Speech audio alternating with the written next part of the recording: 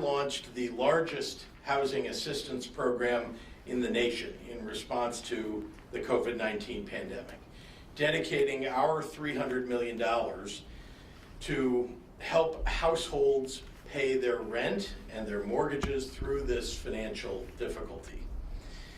To date, we've awarded $182 million in assistance to support 36,400 renters suffering financial hardship from the pandemic who are unable to make their monthly payments. That's $5,000 per renter, tens of thousands of times over. This funding is sent directly to landlords to pay the rent that's owed. In addition, 4,300 homeowners who lost a job or saw their income decline due to the COVID-19 pandemic have been approved for $36 million in emergency mortgage funds to help stave off foreclosure, with $30 million already delivered to service providers around the state. By the end of this year, we will have assisted 40,000 renters and landlords with $200 million in rent payments and 10,000 homeowners with $100 million for their mortgage payments. Even with all of that positive impact, people are still hurting financially from this pandemic. The need is enormous for landlords, for renters, and for home mortgage holders alike. Both the rental and mortgage assistance programs were oversubscribed 2-to-1, and that's not even counting people in need who might never have applied at all. The people, businesses, landlords, renters, workers, states, local governments, and entrepreneurs of this country are in deep, profound pain. And we need new congressional stimulus for people in this country as soon as possible. But because we can't just wait around for the Republicans in the U.S. Senate to take action, I'll also be extending the moratorium on evictions for an additional 30 days. It's the right thing to do to protect our most vulnerable residents.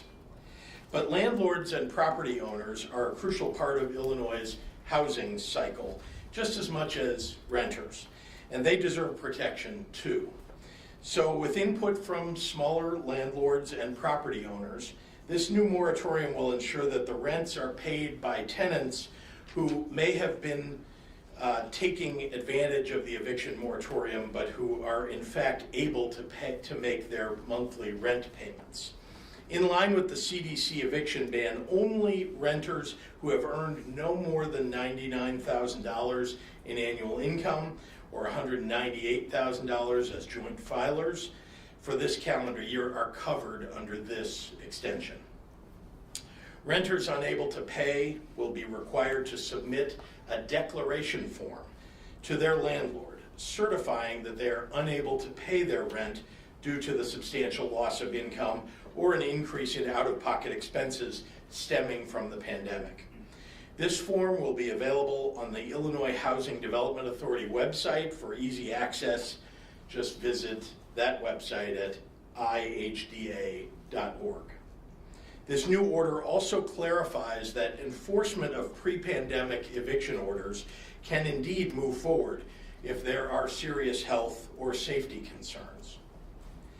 We extend this protection for housing stability as we ask Illinoisans in every part of the state to stay home as much as possible, because the situation we face now is increasingly dangerous for healthcare workers and hospital systems, especially in every part of our state. More Illinoisans are in the hospital battling COVID-19 now than we saw at our highest average in the spring. And increasingly, we have regions at risk for potential ICU bed shortages and staffing shortages as our case rates continue to rise. As our positivity grows, so does demand for testing. Today, we've reached a new high in our testing rate with 106,540 tests returned in the last 24 hours.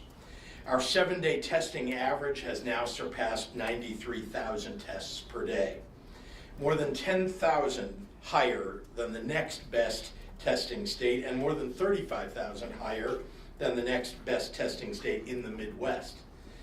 That's good news, and we're continuing to build on that as our capacity allows. Find the site nearest you to get tested at our website at dph.illinois.gov/testing. And check back regularly because we offer mobile sites in new locations all the time to meet local need.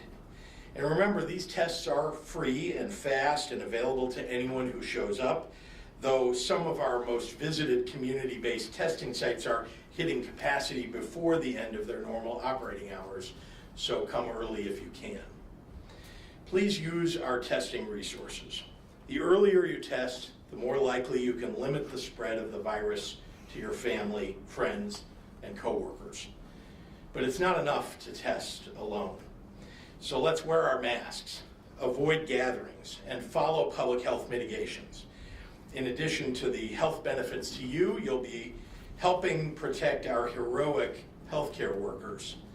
Remember, they're now working extremely long hours like they did last spring, actively saving lives on the front lines of this pandemic. Preventing the spread of COVID helps keep our healthcare workers healthy. And in the midst of this COVID storm, protecting nurses and doctors may mean the life of someone you care about will be saved, maybe even yours. Thank you, and with that, I'd like to turn it over to the Director of the Department of Public Health, Dr. Ngozi Ezike.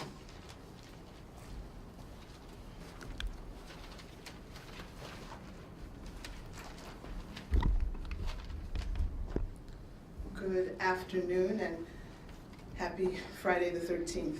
As we head into the weekend, I want to issue a plea for people to stay home as much as possible. I know on Fridays, TGIF, people are thinking about the weekend, you want to get together with friends and you want to get out and you want to do things. But the truth remains that the virus is running rampant through our communities and throughout our whole state and throughout neighboring states, the entire country. And the more people go out and move out and are in contact with others, the greater the potential of spread of this virus and the longer this pandemic will last. If we want to be able to go out to eat, to finally have that wedding that's been postponed since the spring, to visit family and friends, we need to stay home now to be able to achieve that later. And the only way we can begin to get back to normal is to reverse the trend, to decrease the number of people getting infected every day, to decrease the number of individuals getting into the hospital, to decrease the number of deaths. And to do this, we just have to decrease the opportunity of the virus to spread in the first place. I know there's COVID fatigue, but we have to be on guard against complacency. It's easy to want to fall back into our old ways and give up on this virus. Getting together with coworkers on breaks for lunch, not maintaining distance, going out for breaks outside without distance, without masks. These type of behaviors is what led to a recent outbreak at a long-term care facility. And in this facility, we have identified over 160 new cases because of some of that complacency and fatigue. Please know that this virus can spread quickly and it's gaining on us and getting ahead of us, especially in long-term care facilities where we have our most vulnerable individuals. This can happen anywhere. So if you've been vigilant and want to loosen up, please, now is not the time. We can continue to make progress, but we all have to stay doing these things that are so essential. This is an invisible enemy, but has very visible consequences that are palpable. And if we let our guard down, we will let the enemy take us over. Please continue to take all the precautions so that we can eventually win this war, and sooner rather than later. As the governor mentioned, in the last 24 hours, more than 106,000 tests were resulted, which is an all-time high for us, for a total of more than 8.8 million tests since this pandemic began. Unfortunately, 5,362 individuals are reported to be in the hospital with COVID-19, and of those, 990 patients were on ventilators, and 400 990 were in the ICU and 488 were on ventilators. Again, since passing that 5,000 mark, we've been increasing every day, and these are all-time highs, breaking any numbers that we saw in wave 1. Since yesterday, 15,415 new cases, new individuals in Illinois that were not previously diagnosed with COVID-19 have been reported, for a total of 551,957 cases. We have received report of 27 additional deaths in the past 24 hours, but I have to put an asterisk by that 27. There were some data systems that connect with each other that experienced a delay, and that delay has resulted in information for the last 24 hours not being complete. And so I want to say that in advance, because tomorrow we will have additional numbers from today plus tomorrow's totals. Each of our individual actions will determine our path going forward. I say that we are all authors, that we have the pen with which to write the next chapter. And that can be a chapter of further gloom and doom, or it can be a chapter where we actually turn this around. Remember that the more we go out, the more we get together, the more we travel, the more events we attend, the longer this pandemic will last, and the gloomier that next chapter will be. Please, Governor Pritzker talked about the heroes on the front line. We all have the chance to be a hero. We all can be a part of saving lives by just wearing our mask, watching our distance, and washing our hands. And please remember, your mask needs to cover both your nose and your mouth. I know a lot of masks being worn under the nose, or even under the chin. That's obviously not going to be beneficial. So thank you, and now I will repeat the comments in Spanish. Buenas tardes a todos. A medida que nos acercamos al fin de semana, quiero pedir a la gente que se quede en casa cuando sea posible. Sé que los viernes y el fin de semana queremos reunirnos con nuestros amigos y salir y hacer otras cosas. Pero el virus se está extendiendo por todo Illinois y los estados vecinos. Cuando más personas salgan y estén en contacto con otras personas, el potencial de propagación del virus sube y más durará esta pandemia. Si queremos salir a comer, planear la boda que tenía que posponer este verano y visitar a familia y amigos, tenemos que quedarnos en casa lo más posible. La única forma en que podemos comenzar a volver a la normalidad es revertir el curso en que estamos. El número de casos, el número de gente que está en el hospital, el número de muertes tienen que bajar. Para hacer eso tenemos que disminuir la posibilidad de que el virus se propague. Desde ayer se han reportado 15,415 nuevos casos de COVID-19, para un total de más de 551,000 casos en Illinois. Desafortunadamente estamos reportando otras 27 muertes para un total de 10,500 vidas perdidas. 5,372 personas pasaron la noche en el hospital con COVID-19 y de ellos 990 personas están en la unidad de cuidados intensivos y 488 pacientes estaban en ventiladores. En las últimas 24 horas se han informado más de 106,000 pruebas fueron hechas para un total de más de 8.8 millones de pruebas aquí en Illinois. Cada una de nuestras acciones determinará nuestro camino a seguir adelante. Lo más que salimos, más nos juntamos con familiares y amigos, más viajamos y vamos a eventos, más durará esta pandemia. Por favor, piensen en sus vecinas, en sus vecinos, la gente más vulnerable, y tú mismo, porque solo no podemos hacerlo, tenemos que hacerlo juntos. Muchísimas gracias y recuerde los 3 M's, usa tu máscara, mantenga su distancia y lávese las manos. Muchísimas gracias. And with that, I will turn it over to my colleague and friend, Kristen Faust.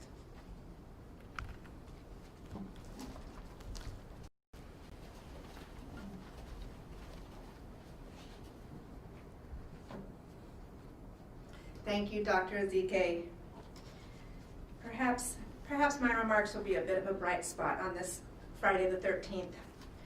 On behalf of the board and staff of the Illinois Housing Development Authority, thank you, Governor J.B. Pritzker, and thank you to the General Assembly for creating the nation's largest emergency housing relief program.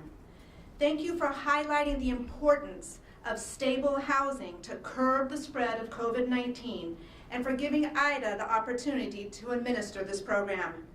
We embraced the opportunity wholeheartedly. We knew there was no time to waste. We wanted to provide aid quickly to as many people as possible throughout the state, but we had to design the program entirely from scratch. Governor Pritzker, you signed the bill authorizing these funds on June 10th. And by August 10th, just 2 months later, we had the application portal open. And on Tuesday of this week, just 90 days later, we have reached our initial goal of approving 30,000 rental applications. You heard the governor, $182 million have already been approved. $135 million of that is already on the street, and the remainder will be out by next Friday. This has been a Herculean effort by the IDA staff, and I could not be more proud of their efforts and the whole team, the countless nights and weekends getting these programs off the ground, all while working from home. IDA staff is driven by their belief in public service and their desire to help. Their enthusiasm, operational excellence, and dedication is phenomenal. But it took much more than the IDA team to make this program a success. We reached out to 62 unique housing counseling, legal services, and community-based organizations across the state and asked if they would help us. They rose to the challenge unhesitatingly. They got the word out to hard-to-reach populations, assisted renters and landlords with the application, answered questions, provided aid in 16 different languages, and were able to help those without the technology to apply. They helped us to ensure our program is equitable and inclusive, a program created to help as many Illinoisans in need as possible. Thank you, community partners. We couldn't do this without you. And there's another group I want to acknowledge, the tenants and the landlords who are weathering this COVID storm, who are doing their best to live up to their responsibilities, but who find themselves with not enough income to pay their rent, or in the landlord's case, no rent to pay their bills. Governor Pritzker has been undaunting in his efforts to provide guidance and aid to the people of Illinois. These programs would not have happened without his advocacy. And these housing relief programs are giant steps forward, and we're proud of our work serving families across the state of Illinois. But we know that this first round of funds is not enough. We are advocating and ask you to join with us in reaching out to the Illinois congressional delegation and the rest of the United States Congress about how important it is to pass legislation to bring additional support to Illinois renters and homeowners and landlords as we enter these winter months. Help us fight for round 2 of stimulus, and we promise to keep improving on our program delivery with your input, which you can give us at communications@ida.org. I'd now like to welcome Governor Pritzker back up to the podium for questions from the press.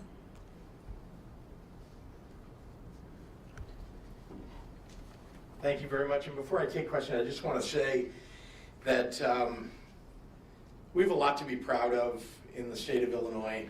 And one thing that I think people should be very proud of is the people who work at our Illinois Housing Development Authority. You can see by the enthusiasm of Kristen that she gets at everything right away and works hard to get it to completion, and it's the people that work for her who make all of that happen under her leadership. And I'm very proud of the work that they've done. There's so much more help that we need to offer to people who are renters and homeowners who are suffering during this time. But I think you should all know that IDA is standing with you and working very hard on your behalf. So with that, I'll be happy to take questions. Governor, a question for you about the number of cases today. It's a stunning number, 15,415. Excluding data anomalies in other states, this is apparently the biggest single-day increase any state in the country has seen. Yeah. Tripling in the last month. We have viewers who are concerned and upset. The question I have for you is this. Starting last Friday, you began combining confirmed cases and probable cases. Can you unpack for us the 15,000 figure of how many are confirmed and how many are probable, and whether or not that sort of creates a larger headline than it would have 8 days ago if we went into the old math? Well, I love that there are people who think there's some conspiracy to this. This is a CDC guideline that we're following. I'd like to turn it over to Dr. Ezike, if you don't mind, just to talk about why those numbers are combined. And I'm not sure if you know exactly what today's breakdown is, but that might be helpful as well. Thanks, Chris. Okay, so we had 15,000. I don't have the numbers exactly, but I know of the 106,000 tests that were resulted over the last 24 hours, about 7,500 were antigen tests, and we can, and those antigen tests are in the probable, but all of those tests obviously were not positive, but about 14% of those, about 7,500, so someone can help me do that math, but it is not being, that 15,000 is not being driven by the antigen test. We just have a lot of disease. But it doesn't matter if it was antigen tests. Those are also COVID patients. And so I think we have to just get away from the idea that those are somehow half a COVID patient or less of a, I mean, they are COVID patients. They're individuals who are diagnosed with COVID, are going to be treated for COVID, and a percentage of those are going to go on to need hospitalization, and unfortunately some of them are going to die. So whether you were diagnosed with the molecular test or the rapid antigen test, I don't think we want to get into parsing out how were you diagnosed. Those tests tell people who have COVID, and we're going to care for all of them the same. But Dr. Ezike, so the PCR, the molecular test, is much more reliable. And this is kind of goofy, but Elon Musk today took 4 antigen tests. 2 came back negative, 2 came back positive. The Chicago Bears one time, they had 9 false positives. Those were also the rapid saliva antigen test. Is there any way you could push back from the CDC and just say, can we separate those and not count those tests because they are not as reliable as the PCR? So actually, if you want to get into the sensitivity and specificity, they're both tests are in the 90s, in the high 90s. So those are both good tests. Yes, there's always a gold standard test, and the PCR test is the gold standard. But just with many other screening tests that you can have, take a pregnancy test. You can have a blood test. You can have the one that you can get from the drugstore, even the dollar store, and you will still use that. And you know that that's going to give you a reliable result. Are there a few cases in which it won't be perfect? Yes, that's true, but that doesn't mean that you're going to throw away a positive pregnancy test and say that there's no way you could be pregnant. So I think people just need to wrap their arms around this test and understand it's a very good test. It's better than some of the other tests that have come out before it. I think the data, again, with anything that's new, you will have research papers and science and literature that will come and give you all of that additional data to support what we're saying now. But this is the CDC recommendation. We have a test that is good, that will give us accurate results. It helps us identify cases even sooner, which is so important when you're trying to have the people who are infected isolate as soon as possible instead of spreading it around in the interim while waiting, 2 days for the PCR result. Can I just ask a follow-up, Dr. Ezike, sorry, on the initial questions here. So if we were using the mathematics of 9 days ago, 8 days ago, where we did not combine, what would today's number be? Because I feel like people are used to an apples to apple, 14% of 7,000 is about 1,000. Okay. So it would be 1,000 less than 15,000. What are we? 500? Yeah. And Chris, I'll get you the exact breakdowns from TPH. I think may I just say though, there are people who are kind of promoting some sort of conspiracy here about it, and the truth is that first of all, the federal government has distributed the new antigen test called Binax Now, which is produced by Abbott, actually here in Illinois, and it has a 90+%. I don't know what the exact number is, sensitivity. So it's very close to the PCR test, but yes, it's not quite. And that's why the CDC wanted to divide those numbers up. But it's not, literally you're talking about roughly 1,000 tests, roughly 100,000 tests that are PCR, and roughly 6,000 or 7,000 that are antigen at this point. So, this idea that we're piling on tests and trying to make it look, listen, nobody wants to have more positive tests showing up in the state of Illinois. What we do want to know, though, is if people are positive. And And I'm talking about 90+ % of the people who are taking antigen test and getting tested positive are in fact positive. So, we're going to need to use saliva tests, we're going to need to use antigen tests, we're going to need to use PCR tests. Let me remind you that a PCR test takes about 3 to 4 hours to run the test. And, and some of these other tests like Binax Now, that's a 15-minute test. That's a huge benefit. To be able to test lots and lots of people in a very short period of time, that's a huge benefit. And so we're going to take advantage of the fact that the federal government sent us those tests. So, Governor, to the point of the underlying question, which was, your reaction to these numbers today, regardless. They're awful. They're awful.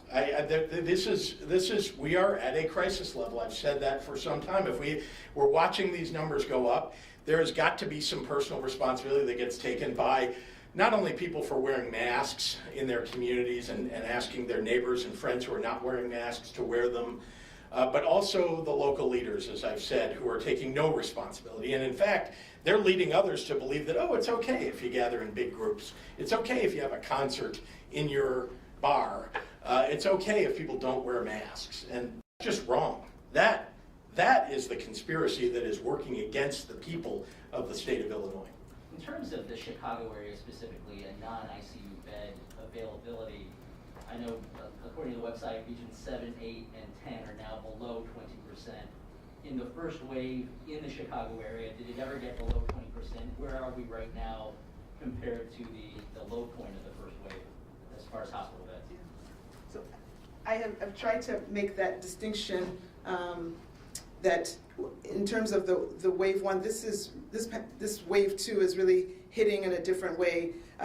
Regions 10 and 11, Cook County and Chicago specifically, really took the biggest hit. And so the numbers that they peaked at, they have not reached them yet. But Region 7 is at that peak already. Regions 1 through 6, they've already exceeded what they saw in wave 1. So let's see, for Region 10 and 11, they may be just under 20%. We can get you those numbers. It's hard for me to memorize all of the numbers that I'm trying to keep on top of every day. But we are seeing capacity decrease everywhere. Because as you get this many cases, which translate into a certain amount of hospitalizations everywhere, I think you've seen all the numbers that have been put up, 100%, 200%, 300% increases depending on where you are. So everyone's capacity is being threatened.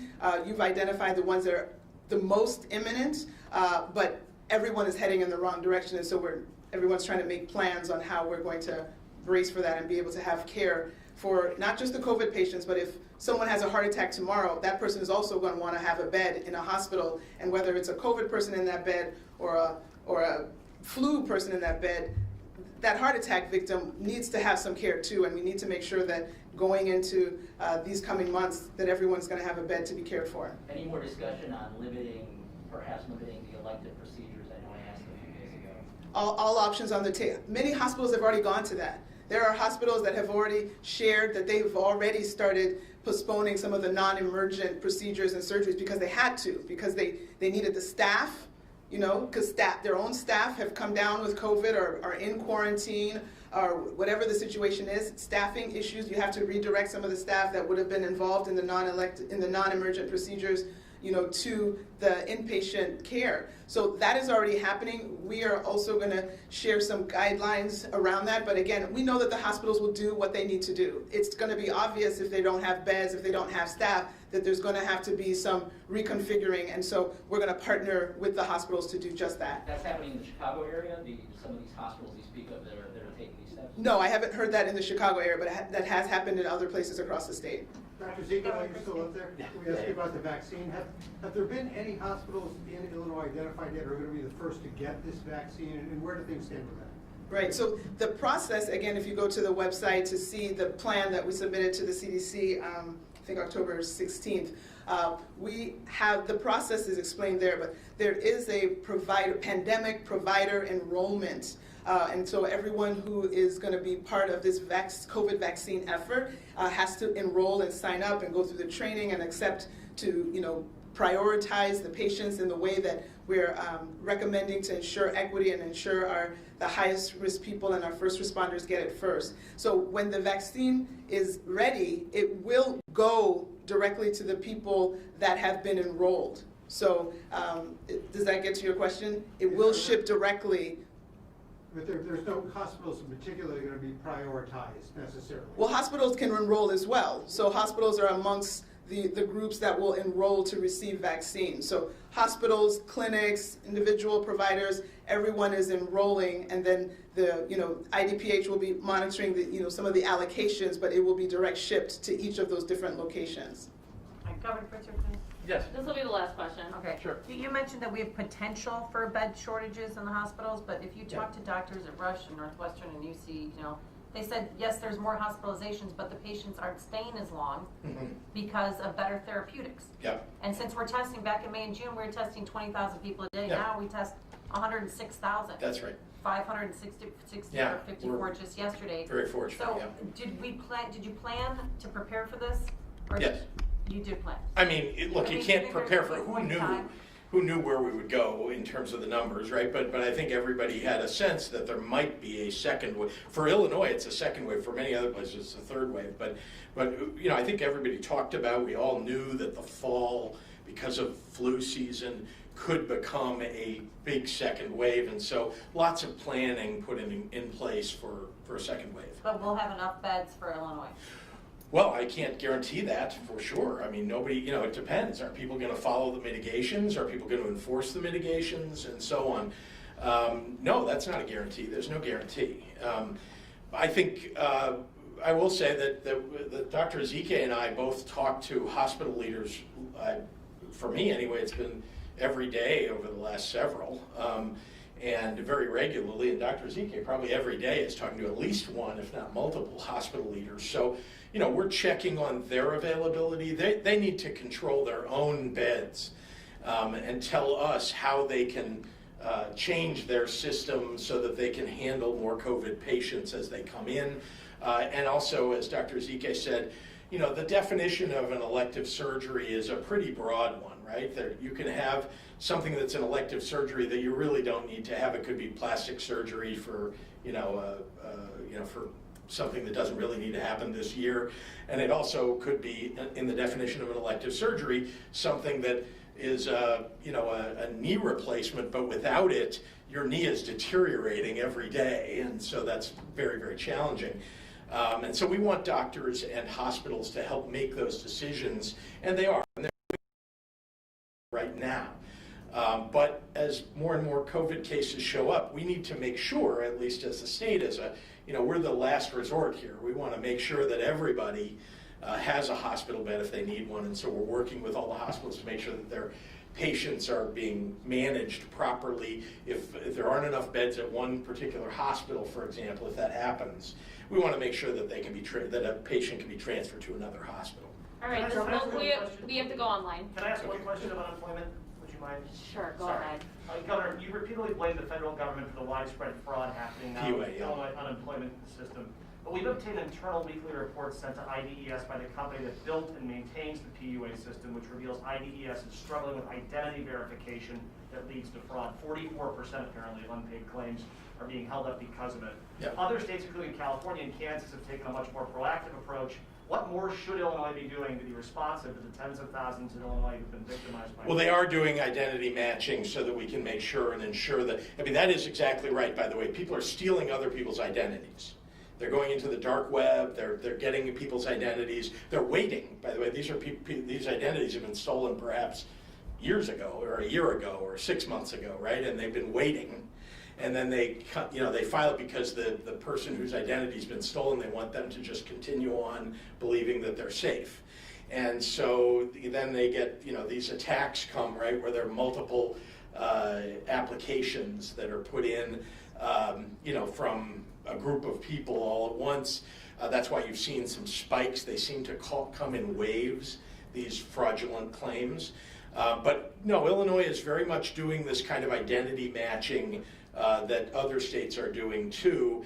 Just because we have a fraudulent claim that comes in doesn't mean it gets paid. And so it's very hard to stop somebody from filing a claim. It is, they can file a claim. It's on us and on the investigators, the federal government and the state government, to try to identify the fraudulent claims before they actually go through the process of being paid out. Okay, we got to start online. They are in that process. Are we Yeah, doing yes. enough as a state? Illinois is doing that, but like I said, you can't stop people from applying. You know. Charlie Meyerson at ChicagoPublicSquare.com. What's your top pandemic-related wish list item for President-elect Biden and his coronavirus team? Wow. Well, I've already been in touch with people who are involved in that COVID-19 task force, and there are a number of things that we need in Illinois. It's no longer so much about things like PPE, because I think we've been able to get the supply chain moving in a way that allows us to fill up our storehouses. It is very much now about providing some standard for the country, a strategy that doesn't mean that if Iowa has a 50% positivity rate and all the states around us have different positivity rates, that Illinois is going to be next. That's the situation that we have now. And again, it's not all to blame people around us, but let's face it, if you don't have a standard, that other states around us, some of them have no mandates. They have no mitigations in place, either because they were thrown out by the local courts there, or because the governors have chosen not to impose them. And so we need to have national standards and national strategies around this, and in particular, a national mask mandate. Dan Petrella at the Tribune. 2 weeks ago, you projected regions 3 and 6 could have hospital bed shortages in as little as 2 to 4 weeks. Can you provide an update for all regions, and when will you release the detailed models used to make those projections? So I think we put our hospital data up how often does it get updated? Every day. Every day we update the hospitalization data, and we rely on a variety of models to determine, and we make judgments about the variety of models to determine where we ought to land in terms of our belief of how many weeks are there going forward. By the way, you have to add to that the real world experience of talking to the hospitals themselves.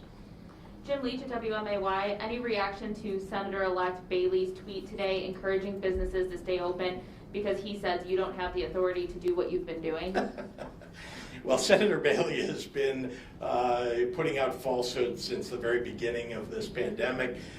Talk about a guy who purveys conspiracy theories.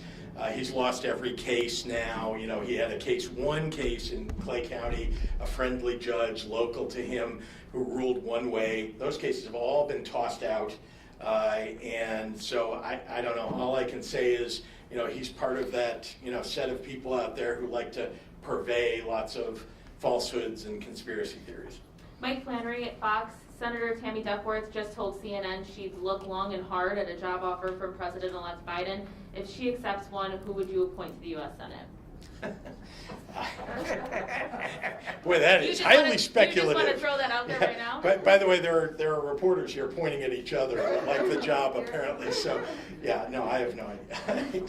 But I will say that Tammy Duckworth is a terrific person, a real American hero, and somebody who's been highly effective in her job as U.S. Senator. I would hate to lose her as a U.S. Senator, but gaining her on the national level would be a benefit to the entire country.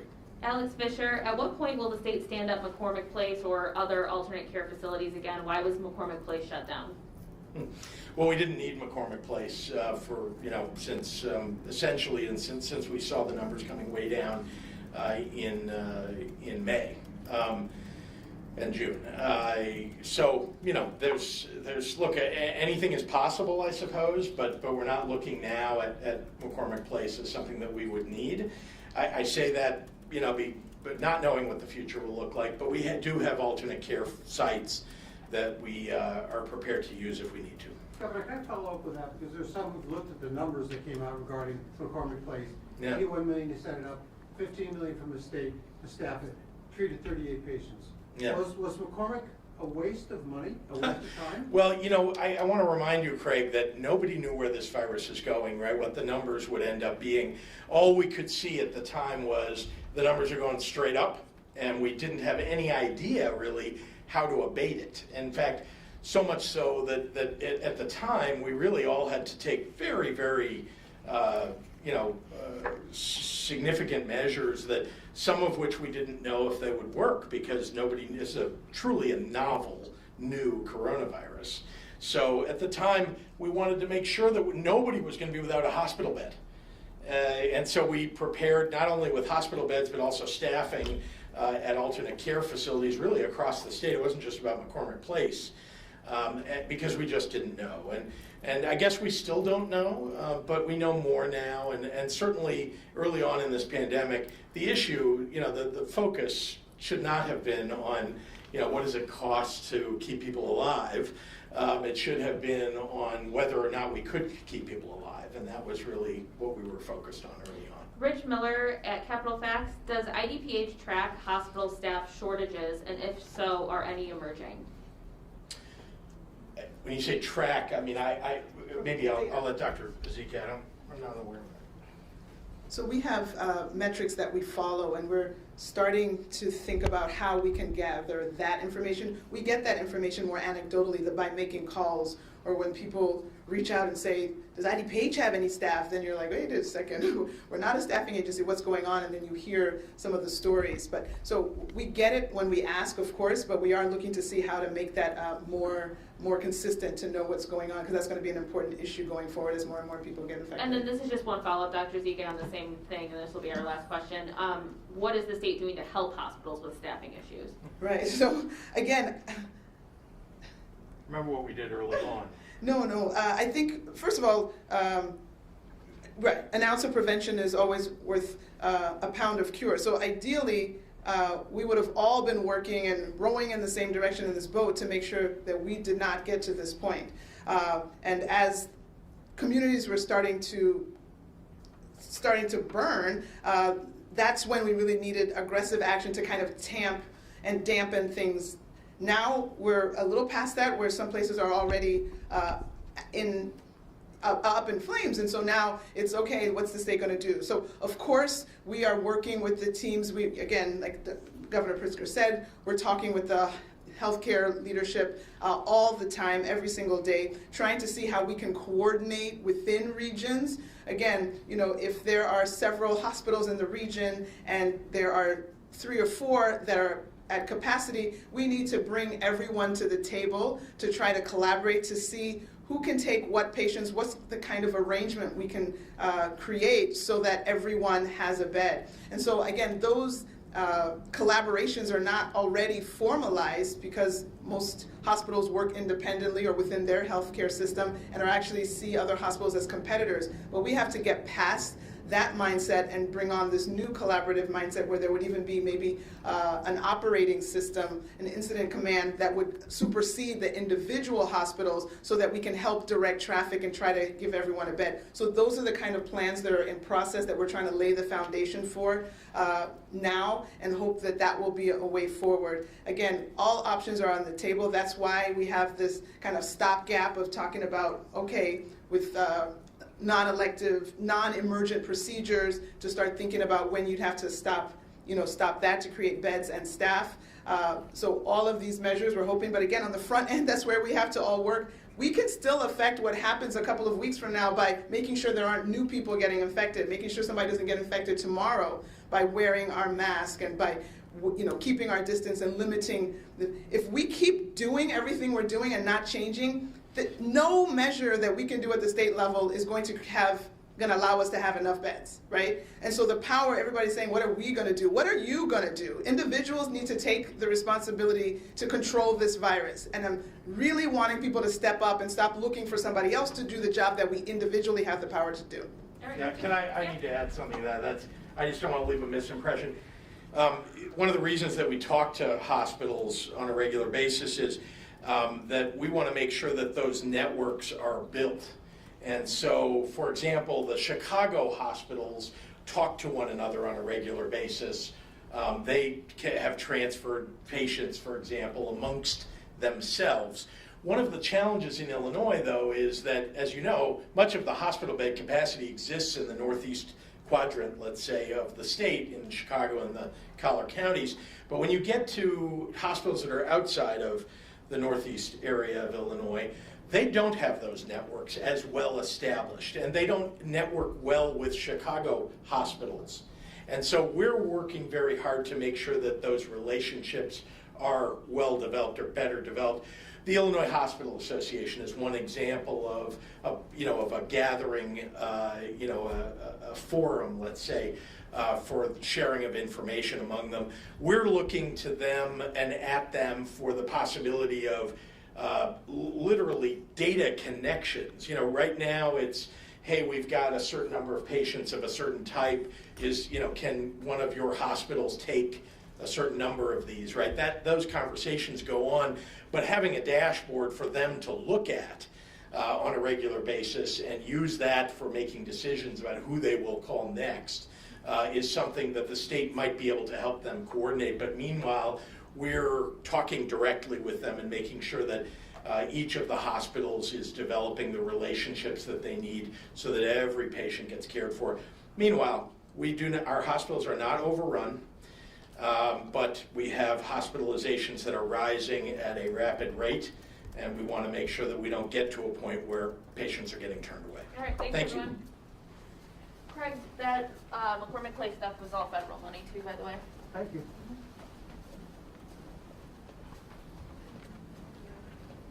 It's the tax dollars. Yeah.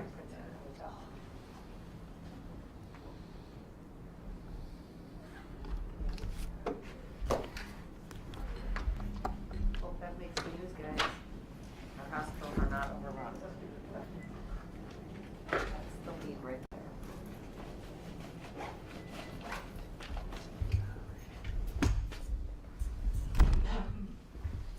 Hey Kevin, look, so I'm done, okay? Thank you. Yeah, okay, bye. Figure it out.